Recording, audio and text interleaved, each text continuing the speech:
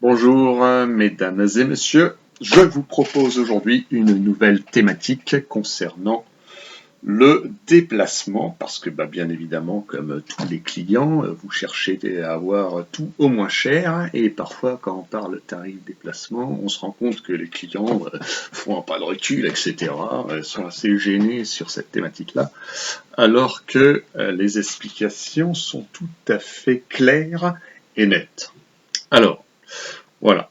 Je pense d'ailleurs que le tarif déplacement ne serait pas réellement la vraie terminologie à employer, mais j'utiliserais plutôt le terme de surcoût administratif inévitable lié au dépannage. Voilà. Bon. Toujours est-il que sur mes factures, je note tarif déplacement, même si dans la réalité, c'est pas tout à fait ce que je crois.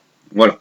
Alors je me suis amusé sur Google, j'ai tapé sur mon clavier, voilà, Renault Trafic, coût de location, pour voir un peu ce qui ressortait. Bon, les premières choses qu'on me propose, c'est tiens, 19 euros. 19 euros chez Ada, voilà, par exemple. Mais je pense que à ce tarif-là, déjà, vous n'avez pas un Renault Trafic, que deux, ça correspond beaucoup plus à un engagement très longue durée, c'est-à-dire un engagement sur une location plutôt sous forme de leasing, et que ça ne correspond absolument pas à un tarif que vous allez payer pour une petite journée de location. Ensuite, ce tarif ne prend pas en compte une assurance tout risque, voilà. Ça ne prend pas également en compte le gasoil que vous mettez dans le camion. Ça ne prend pas également en compte le chauffeur. Et pourtant, lorsque l'on vient chez vous en camion, c'est nous qui conduisons le camion. Donc il y a bien un chauffeur, c'est nous. Voilà. Et donc, je vous mets au défi de trouver la location d'un Renault Trafic utilitaire à 19 euros sur une journée. Dans ces cas-là, vous pouvez m'appeler, je serais bien content de connaître ce loueur exceptionnel.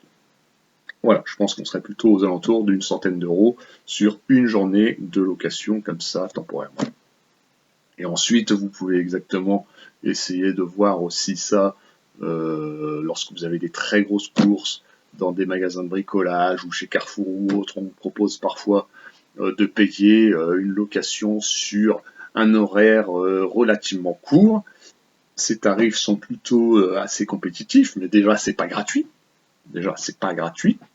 Et en plus, je ne suis absolument pas certain que ça corresponde au surplus d'une location, comme les assurances touristes, etc. Et il suffit que vous fassiez un petit accident pour que ça vous coûte une franchise absolument exorbitante. Donc, voilà, c'était la petite aparté sur les tarifs que l'on peut trouver sur Internet sur les locations de voitures utilitaires. Alors, ça, c'était sur la partie camion. Parce que vous vous dites, tiens, je paye un déplacement, donc je paye un camion qui vient chez moi.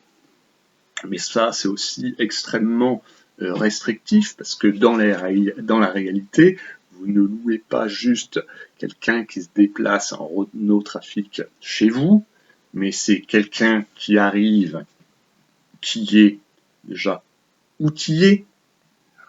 Alors si vous allez chez Kiloutou, par exemple, et que vous cherchiez quel est le tarif d'une location, ne serait-ce que pour 3 outils de base qui sont le marteau perfo, la meuleuse et la visseuse, je pense pas que ces organismes vous fassent ces locations gratuitement. Et pourtant, quand on vient en camion chez vous pour vous dépanner, eh bien on vient avec notre camion, nos outils, le marteau perfo, la meuleuse, la visseuse, la sertisseuse, le chalumeau, la pince PER, la cintreuse, la pince à emboîture, etc. J'ai les caisses à outils, mais c'est inimaginable, quoi. Mon camion, il en est plein. Voilà. Donc on arrive avec un camion, des outils, mais pas que ça, quoi. Parce qu'on arrive avec également une assurance, puisque on va chez vous, on va émettre un geste technique. Ce geste technique, il est soumis à une responsabilité civile et décennale en cas de problème. Et donc, on vient bien chez vous, avec notre professionnalisme et cette assurance. Ensuite, lorsqu'on vient chez vous, eh bien, on était auparavant sur un chantier, on vient chez vous, donc il y a bien une notion de temps, un temps passé entre un chantier et le vôtre pour aller chez vous. Donc il y a un temps humain à comptabiliser également dans ce déplacement. Ensuite, je voudrais en venir à ces fameuses questions de petites fournitures, parce que ce qu'il faut bien comprendre en plomberie, c'est que vous avez à peu près plus de 300 000 raccords différents en plomberie, donc la probabilité que l'on vienne chez vous, que l'on n'ait pas la pièce, est relativement importante. Et c'est pour ça que nous, dans notre organisation chez Plomberie d'Azin, eh bien, nos camions sont toujours pleins de petites fournitures, que ce soit tous les raccords PVC, 32, 40, quelques raccords en diamètre 100, tous les raccords laiton, 3,8, 1,8, 3 quarts et j'en passe, beaucoup de raccords multicouches, beaucoup de raccords PER, etc., beaucoup de systèmes de fixation différents, donc on vient avec énormément de petites fournitures. Ces petites fournitures, on les a constamment dans le camion. Ces petites fournitures, on les a achetées, c'est de l'argent immobilisé, c'est de l'argent immobilisé pour le client. Voilà. En plus, je passe le détail qu'éventuellement, si on arrive chez le client, on a déjà fait un déplacement.